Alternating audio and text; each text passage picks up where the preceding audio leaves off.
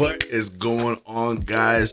I am your host, Lexx Black. You're tuning into my show, Midnight Arcade. This is episode 26. We are still in season 3, guys. I want to thank you for staying patient and staying with me on this. It's been a journey. It's been a while. I know I'm a one-man band. Please understand. With that being said, make sure you like, comment, subscribe, hit the bell icon to be notified for whenever I drop that new heat. You heard? Yes, sir. And shout out to all my homies, man. This is just some housework here. So shout out to the Hive Mind Consortium. We are us. We are one. We are a burgeoning, developing business venture. My buddy and I, Damien, we're working on creating something nice for y'all. We're both putting out books. I'm putting out my 3rd book of my cyberpunk fantasy trilogy, Neon District. He's going to be publishing his 1st book of his series called Cody. We're both sci-fi nuts, so this is going to be amazing. My 3rd book, Neon District Influx, is going to be coming soon. I've been hard at work working on 3D modeling, 3D meshing, so on and so forth, to provide a visual universe to go along with the universe I've already created. I have an audio book out, Neon District Alpha. I'm working on the 2nd installment of the audio book in the trilogy, Neon District Exodus. That audio book should be out soon. Make sure you guys tune into that. Shout out to the AMP family, especially the Abstract Mud podcast, man. They were on my show a couple episodes ago. We had a great time. We're going to be having them on at some point very, very soon. So shout out to you guys. And guys, check this out, man. Make sure that you scan your phone wherever it is, wherever I have it over here or if it's over there. There's a QR code. The QR code takes you right to my Linktree. My Linktree literally has everything that I do. Music, books, audiobooks, art, all that stuff. So scan your phone when you get a chance. The link will also be in the description. That is my link in my bio, just as a QR code right here or right there, whichever side I decide to choose during post-production. Either way, I'm so happy to be back, guys. I've attended PAX East, and I just wanted to tell you guys about it. But we're not going to get to that till after the jump.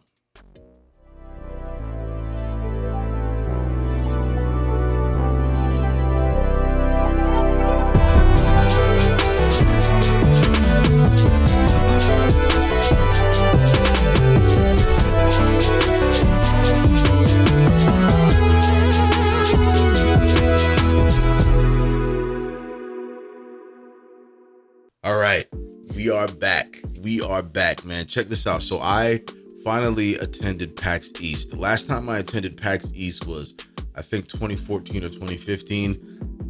Man, it felt so good to come back to this event. The last time I went, I had a great time. I had a blast testing out new games, just enjoying the entire vibe. The electricity in the air is electrifying. It was great to be around people again. You know, especially because, you know, as of late, in the past few years leading up to COVID, prior to COVID, I was a self-admitted recluse. You know, I was kind of like a stowaway. I kind of just a shut-in, if you will. I was kind of, you know, and then COVID happened. And so I was even more so of a shut-in. And then, you know, I decided to put myself in a somewhat uncomfortable situation for me. And I was like, you know what, screw it. I want to go to this event. So I went to this event and man, it was great. There weren't really any games that I was keeping an eye out for specifically. I was there more so for the vibe and the experience. Well, now that I think about it though, I was kind of looking forward to checking out Final Fantasy 16, see if there was any demo or a playable demo or so on and so forth. For the limited time that I was there, I did not see anything. Guys, any of you who went to PAX East and there was something there, let me know in the comment section, all right? So I went into this with little intel on what was to be featured, premiered, or previewed. I just wanted to kind of dive headfirst into the experience and see what came of it. So one of the things that I noticed is that PAX East does a really good job playing to the hobbyist and every gamer / content creator that was there, all right? I saw streaming booths testing out the latest streaming gear. There were demonstrations showcasing some of the next generation tech, next generation consoles. There were entire sections dedicated to board games, collectors, cards, and items, and of course, merch galore. But beyond that, the biggest and most prominent display was a display of brand new up-and-coming video games for everybody to enjoy across all platforms: Steam, Xbox, PlayStation, Nintendo, PC, you name it, it was all there. This convention center is massive, and the layout that they had for it was great. It was amazing. There was a very excellent focus on indie game developers as well. There was an entire section. Now, there were indie games spread throughout the entire setup of the convention, but there was definitely a specific area where there was nothing but indie games, which was really, really cool. For those of you who know a little bit about my show, have tuned into my show a little bit, you guys may know that I'm definitely pro indie dev, indie creator. I'm big on that. I like to highlight these people, and I've done so, I think, on episode 17 of Midnight Arcade. I'm speaking of the game Enenra. Guys, check it out. Just type in Enenra. I'll show the spelling right here, right? Check it out, man. Check out episode 17. I cover a good chunk of it. Shout out to the creator of Enenra, and just check out the work. Indie game developer, does it all solo. Awesome stuff, right? But bro, they brought back some games. There was a lot of platforming games that I was not expecting, but it was really, really cool. There was a callback to a retro aesthetic with a lot of these platforming games, right? And one of those games that really shocked me was Toxic Crusaders, man. I was bugging out when I saw it. Bro, they have the Toxic Crusaders, man. They're bringing it back. I remember when Teenage Mutant Ninja Turtles came out, and then there was Toxic Crusaders, and then they had the Battletoads, and then they had the other anthropomorphic fighting group. I think the Sharks. I can't remember what they're called, but Toxic Crusaders. They're bringing it back, man. Wow. That's all I can say is wow. Because for those of you who remember, it was Teenage Mutant Ninja Turtles that came, and then of the like sort and ilk that followed because of the massive success of Teenage Mutant Ninja Turtles, right? So there was Toxic Crusaders, then Battletoads, and then I swear there was this other show that had sharks, the anthropomorphic sharks, and I cannot for the life of me remember the name of that show. But either way, Toxic Crusaders is like a platforming hack 'em slash, kind of like Teenage Mutant Ninja Turtles, Turtles in Time. Classic game, right? But it was in that kind of vein, which was awesome, right? There were a lot of other games that looked so cool to play. I'm gonna be honest with you though, the lines were super long, and I just didn't want to wait that long, and I didn't have that much time, right? The layout of the convention made great use of the massive space. So when you walk down, it's an impeccable, amazing view, and then there's a skywalk where you can kind of take an overlook of the entire convention as a whole as well. But when you go into the convention, you come down the escalator, and when you're coming down, it's this magnificent view of all these people gathering around, buying merch, getting into playing video games, checking out some things on display over here, checking out some things on display over there, just getting into the mix. You get to see the entire layout from above as you're coming down the escalator, and then it's amazing because you get to tap into the electricity before, like the anticipation before you get down there, and then you get into the mix, and it's really, really dope. I'm going to tell you one of the things that was really cool for me this year coming down the escalator. The first place that I popped up at was a demonstration. It was Apex Legends. It was a team battle royale at Apex Legends, and there was a couple of presenters. They were keeping up the energy. Energy was dope.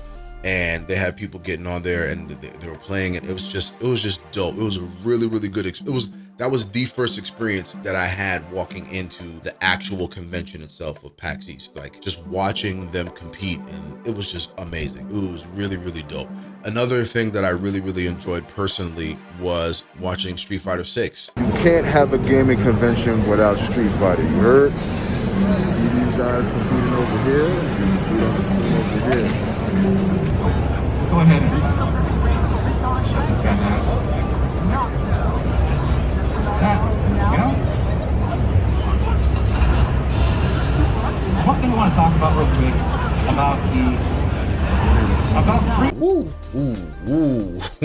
No convention without Street Fighter 6 competitive. I was looking for Tekken. I didn't see it, but again, I temper all that with the fact that I only bought a Thursday pass. See, only bought the Thursday pass. Foolish me, right? I only had a limited amount of time to be there, right? But still, it was just amazing to kind of absorb everything, to watch the demonstrations of the new build your own PCs, the new technology surrounding that, the demonstrations in that regard, the seminars, if you will. I didn't get a chance to check out some of the other panels of the features of people who were the guest speakers who were coming and talk about things. Again, there's so much going on at this convention that it's hard to get everything in one day. So to say that there was a lot to digest would be a massive, massive, massive understatement, right? The convention is so huge and there's so much going on that it could be difficult to experience everything in one day, like I said before. But that's not necessarily a bad thing. It just goes to show that there's a lot of amazing stuff going on, and it's so much that you can get your hands into, right? Like for instance, With the layout, when you're coming down the escalator, there's the display of all the games. You can see everything from the top view. And then towards the back of the massive convention center, there are food trucks, and you can go in and get some, good eats, and then come back and check out some more games, dive into some other stuff. And then outside of that, the convention makes excellent use of all of the available space. So there's food trucks in the very back, and then there's food trucks just outside on one of the side entrances. And it was just, I didn't get to check out that area over there, but it was just, the whole entire experience was great. It was really, really, really great. But like I said, there was so much to experience, and that wasn't necessarily a bad thing at all. One of the biggest lessons learned about this experience this time for me was to buy a multi-day pass. You gotta make it a really, really, really dope experience to go there. Like, it's even better when you go with friends, right? Get a multi-day pass. See, I only went Thursday. It's not enough time to go one day, unless you're going from the moment it opens at 10 to the moment it closes at 12 p.m. That's the only way you're going to be able to experience more on a one-day pass. But other than that, I would highly suggest getting a multi-day pass. It is worth it, guys. It's worth it. There's so many cool things to check out.